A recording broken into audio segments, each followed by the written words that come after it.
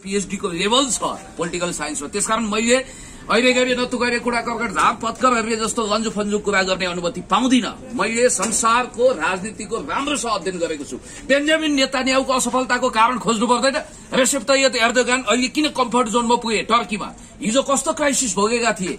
दुनियाँका राजनेताहरूबाट तपाईले के सिक्नुहुन्छ? भ्लादिमिर पुटिन किन 1979 डिसेम्बर 31 देखि आजसम्म जनताको निम्ति त्यहाँ for the people by the people भने जस्तो इलेक्सनबाटै राष्ट्रपति वा प्रधानमन्त्री चुनिरहनु भएको छ। यस्तै वैज्ञानिक राजनीतिज्ञहरूको कुरा गर्नुहुन्छ। तपाई आफै PhD स्कलर हुनुहुन्छ हैन, बौद्धिक पनि हुनुहुन्छ। बौद्धिक युवा तपाई जस्तो व्यक्ति भाइरल विषय खोज्दै हिँड्दा तपाई नेकपा भित्रको एउटा युवा नेता भाइरल विषय खोज्दै हिँड्दाखेरि कतै तपाईको आफ्नो नेताले चाहिँ बाटो भुल्दाखेरि तपाईहरुले सजेस्ट नगरेर यस्तो स्थिति आएको हुन सक्छ नि। अब यो कोइला के धन्दा घर जाइला खाना के धन्दा अथवा एक हिसाबले भन्दाखेरि अरूतिर अन्त चैतको जनता जत भट्क्यो त्यतै दैलो जस्तो कुरा नगरौं। व्यक्तिगत पुण्य गौतमले कहिले भुलचुक गर्न सक्छ। उसले आफ्नो कमजोरी सच्याउने प्रतिबद्धता पनि त व्यक्त गरेको छ। म देवादिदेव महादेव जस्तो हुँ, जहाँ कमजोरी नहोस्, कमजोरी मबाट पनि हुन्छ, तपाईबाट पनि हुन्छ, हर कसैबाट हुन्छ, तर सच्याउने प्रतिबद्धता व्यक्त हुनुपर्छ भन्ने मान्यता मेरो हो। अब नेकपा शक्तिशाली भनेर कहिलेसम्म अब तपाईको मुखले नेकपा हाम्रो सरकार 2/3 सरकार शक्तिशाली सरकार भनेर अब भन्ने तपाईको जुन आवाज थियो त्यो बन्द भयो? किन बन्द हुन्छ? म तपाईलाई भन्दियो, एक मागले जाडो जाँदैन। That's all. राजनीति भनेको कवि हृदयका मानिसहरूले, कलाकारिता गर्ने मानिसहरूले अथवा मिडियामा सनसनीखेज गरम मसला खोज्ने मान्छेहरूले राजनीतिमा आफ्नो सिक्का जमाउन सक्दैनन् मित्र। 4 दिनका चाँदनी फेरि अँधेरा भने जस्तो झिलिक्क देखिएर मिलिक्क हराउने धुमकेतुहरूले राजनीतिमा आफ्नो टाइम एन्ड स्पेस ओगट्न सक्दैन। राजनीति भनेर कुन मुखले जनतालाई म नेकपा यही मुखले कहाँ दाग लागेको छ? यही मुखले 2/3 दिएर पनि तपाईहरुले यस्तो स्थिति ल्याउनु हुँदैछ। जनता त निराश छ। कुनै नेताले कमजोरी गर्यो भन्दैमा त्यो पार्टीले त्यही नेताको कमजोरीमा आत्महत्या गर्न सक्दैन। जनताको बीचमा सही नीति लिएर जान्छौं। हामी जनतालाई अपिल र आह्वान गर्छौं। हामीले कमजोरी गरेका छौं भने जनताको काखमा लुटपुटिएर कन्फेसन। संविधान त लेखेकै हो नि त, त्यही नीति अहिले मलाई देखाउनुहोस्, भारतीय बुहारी अनि विदेशी बुहारीलाई नागरिकता दिनुपर्छ भन्ने नेपाली कांग्रेसलाई, बिहे गरेर आउन साथ नागरिकता दिनुपर्छ, त्यसको सिक्किमीकरण गर्नुपर्छ भन्ने नेपाली कांग्रेसलाई जनताले मत दिन्छन्। अनि अर्को कुरा मलाई भन्नुहोस् तपाईले कि हिजोको असफल शासकीय प्रणालीबाट गुज्रिएको नेपाली कांग्रेसलाई, जो नवउदारवादको ढाकर बोकेर हिँडिरहेको छ, उसको निम्ति समाजवाद भनेको गगन थपा र विश्वप्रकाश शर्माको शिरबाट झरेको कपाल जो अब कहिले उम्रिँदैन त्यसरी समाप्त भइसकेको छ। नवउदारवादको ढाकरै बनेको नेपाली कांग्रेसलाई जनताले रुचाउँदैनन् भने अबको छनौट पनि नहुनु मामा भन्दा के जाति मामा जाति भने जस्तो नेकपा नै हुन्छ। हो, एउटा कुरा म सच्याउँछु, एउटा कुरा स्वीकार गर्छु कि हिजोको जस्तो कम्फर्ट जोनमा अब हामी रहेनौं। केही तलबितल होला सिटमा, तर अब एउटा कुरा हेर्नुहोस् है, अदालतले पनि यही निर्णय सदर गरिदियो र मानव चुनाव हुने हो भने आकाशै खस्दैन, धरती नै फाट्दैन, देशमा रुवान्डा जस्तो गृहयुद्ध पनि हुँदैन, लोकतन्त्रमा वादे वादे तत्त्वबोध जयते, निर्वाचन हुन्छ, निर्वाचनमा स्वीकार्नुपर्छ, अलिकति बढी खर्च लाग्ला र कुनै इन्द्रेका बाउ चन्द्रे थर्ड पार्टी आएर यहाँ ढिम्किन सक्दैन। अब पुण्य गौतमको एउटा PhD स्कलर बौद्धिक युवा नेता नेतृत्व पंक्तिमा जुन गल्ती भयो हैन, अब पार्टी त स्वाभाविक रूपमा फुटको स्थिति पुग्यो, तपाई कतापट्टि हो? म एकदम स्ट्रेट भन्नुस् है, नघुमाइकिन भन्नुस् है। म ओल्लो घाट न पल्लो तीर जस्तो अथवा यता न उता मुल्लाबारी भित्ता, यता न उता हातमा जुत्ता जस्तो अवस्थामा हुन्न। म विचारमा स्पष्ट मान्छे हो। मेरो भनाइ के हो भने पार्टीभित्र गुटहरूको आइल्यान्ड बनाउनु हुँदैन। पार्टीलाई गुटको महासंघ बनाउने म्यान्डेट कुनै पनि नेतालाई छैन। सकिने अवस्थामा त अब तपाई एउटा पार्टी त्यति भावुक हुनु पर्दैन। पार्टी रातारात तपाईले भने जस्तो बनेको पनि होइन, सकिने पनि होइन। बनेको पनि रातारात हो कि अब सकिने पनि रातारात हुँदैन के। It takes time. याद गर्नु होला, कुनै पनि वटवृक्ष त्यतिकै ढल्दैन। अब नेकपाले केही गर्न सक्दो रहेछ, 2/3 हुँदा पनि सरकार यस्तो स्थितिमा अलोकप्रियताको चरम सूल्यमा पुगे पनि जनताले पत्याउने भयो। मानव यो चिया मिठो भयो भन्दैमा सधैँ आउने चिया मिठो हुन्छ यो जरुरी छैन। त्यसकारण चाखेरै हेर्छु कतिको मिठो, भेरी टेस्टी। ल, सधैँ सबै पसलमा मिठै चिया पाइन्छ यहाँ जस्तै भन्ने जरुरी छैन। त्यस कारणले गर्दाखेरि तपाईँ पनि खानु होला, बाफ उडिरहेको। अब तपाईँले एउटा जनताहरू निराश छन्, तपाईँले यसलाई रमाइलो फिल्म हेरेर फर्किए जस्तो खालको एक्सप्रेसन तपाईँले दिँदाखेरि जनताले के पाउने? ए बाबा जनता तपाईले निराश छैन जनता हिजो झन उदास थिए निराश थिए। बुझ्नु भएको छ त तपाईले राजनीति बुझ्नु भएको छ यस्तो होला भनेर राजनीतिमा सिधा जनताले चाहिँ देशको विकास होला भन्ने आशा गरेको जनता त अहिले रिसेन्टको न्यूजहरू हेरिसकेपछि पनि निराश छन्। तपाईले चिया नखाइकन मैले उत्तर दिन नपाउने भए तपाईले मेरो इन्टरभ्यू गर्दै हुनुहुन्छ कि मैले तपाईको इन्टरभ्यू लिइरहेको छु कुइराको काग भए अलमली म तपाईलाई स्पष्ट कुरा गर्छु सुन्नुहोस्। कुरा के छ भने नेपाली जनताले जुन स्तरको जुन हाइटको राजनेता खोजे त्यो जननेता कमरेड मदन भण्डारी बीपी गणेशमान अथवा हिजोको एउटा लेभलको नेतामा त्यो देखे होला। आज त्यो डिग्निटी मेन्टेन गर्न हाम्रा नेताहरू कहाँ चुके।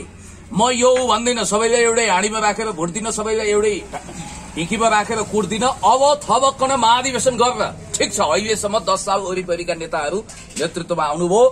हाम्रो पार्टीका नेताहरूले प्रतिबद्धता व्यक्त गर्नुभएको छ नेतृत्व युवा पुस्तामा शिफ्ट गरेर मुलुकलाई नयाँ कोर्सतिर लानुपर्छ।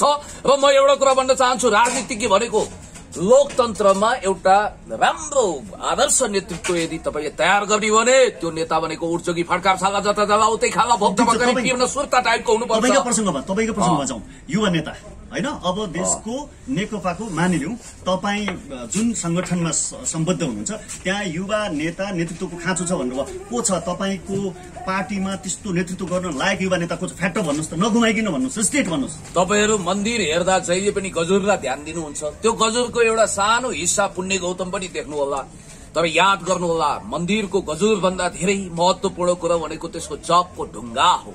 जग बिना घर बन्दैन। म भन्दा धेरै ध्यानी ज्ञानी तपस्वी एकदम इमानदार सज्जन हामी भन्दा धेरै असल नेताहरू जो लाइटमा आउनु भएको छैन मिडियामा आउनु भएको छैन उहाँहरू नचम्किएको हिरा हो। अब उहाँहरूलाई अगाडि ल्याउनुपर्छ।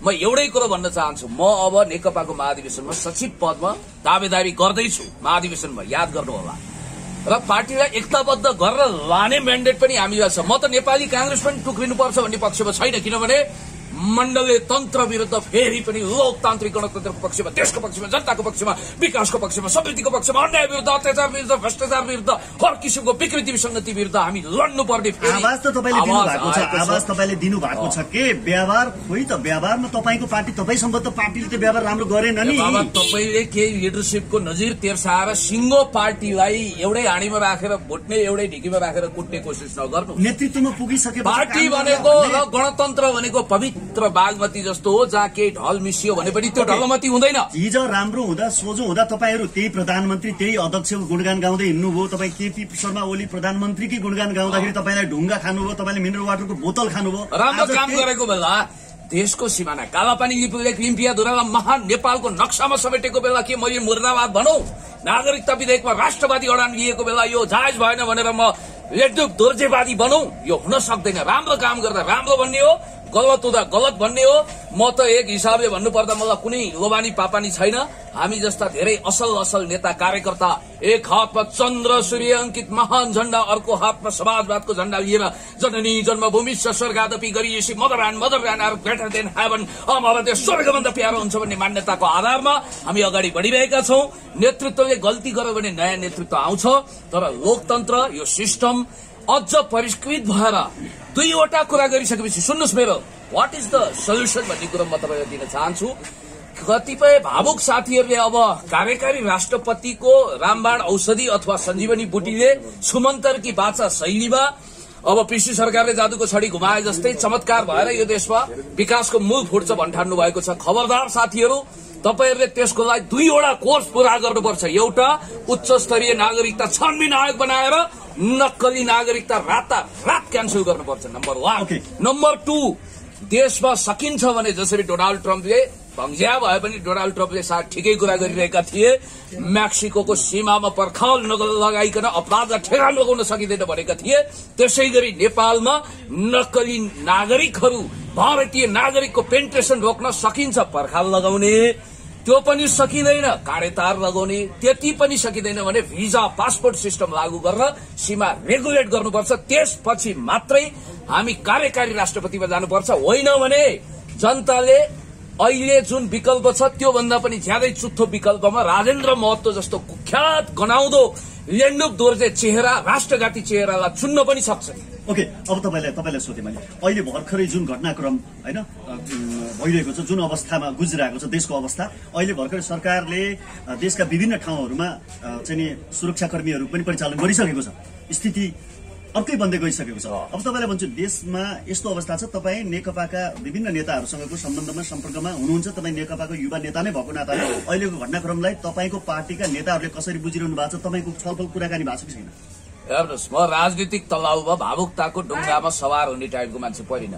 मैले आकाशै खस्यो, धरती नै फाट्यो, सुनामी आयो, आँधी आयो, तुफान आयो भनेर व्याख्या गर्दिनँ। यो चिया कपको तुफान हो भनेर पनि यसलाई नजरअन्दाज गर्दिन।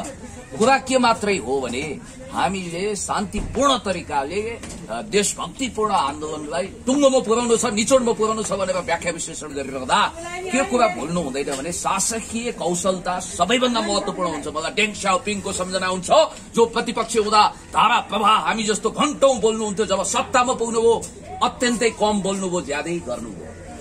बोलिरहने चरा मान्छे, गरिरहने गधा मान्छे, बोल्ने र गर्ने पो असली मान्छे भनेर दार्शनिक रूपचन्द विष्टले त्यत्तिकै भन्नुभएको थिएन।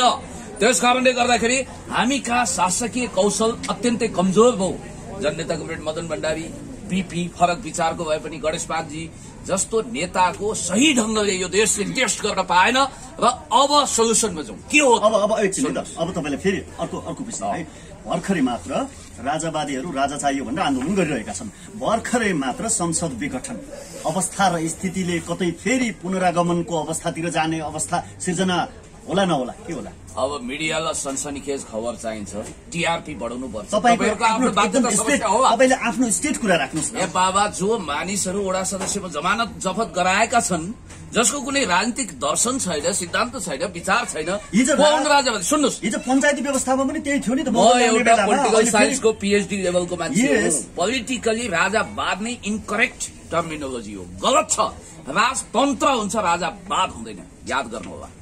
एउटा कुरा त्यो। दोस्रो कुरो के छ भने जसरी अहिले परिकल्पना गरिएको छ, हाइपोथेसिसमा मनको लड्डु घिउसा खाएर बडो मनचिन्ते झोला बोकेर केही भड्किएका प्रेत आत्माहरू यत्र तत्र सर्वत्र सिमे भूमे काछो भावी वीर मसान 64 योगिनी भूत प्रेत पिशाच भएर लोकतन्त्रमाथि मडराउने कोसिस गरेका छन्। म उनीहरूलाई भन्न चाहन्छु, हाम्रो संविधान यति फ्लेक्सिबल छ कि यो संविधानले स्त्रीलाई पुरुष, पुरुषलाई स्त्री, दिनलाई रात, रातलाई दिन बाहेक सबै कुरो फेर्न सक्ने प्रावधान राखेको छ।